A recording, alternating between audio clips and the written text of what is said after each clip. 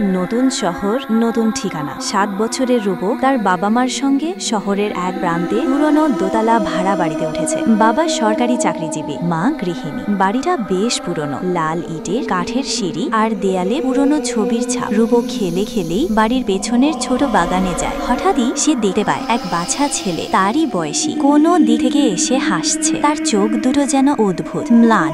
পরের দিন রূপকের মা খেয়াল করেন রূপক কারোর সঙ্গে কথা বলছে, কিন্তু আশেপাশে কেউ নেই। তিনি বলেন, রূপু, তুমি কাদের সঙ্গে কথা বলছিলে? রূপক মৃদু হাসে, আমার নতুন বন্ধু কালো ভাইয়া। মায়ের কণ্ঠে ভয় মিশে যায়। রাতের বেলা ঘরের আলো নিভে যায়। রূপক জেগে ওঠে, জানালা দিয়ে কালো ভাইয়া ডাকছে। সে বলে, চলো তোমায় একটা মজা দেখাই। রূপক বেরিয়ে যায়। সে দেখে ঘরের পেছনের গাছে একটা দুলুনি দুলছে, কিন্তু সেখানে কেউ বসেনি।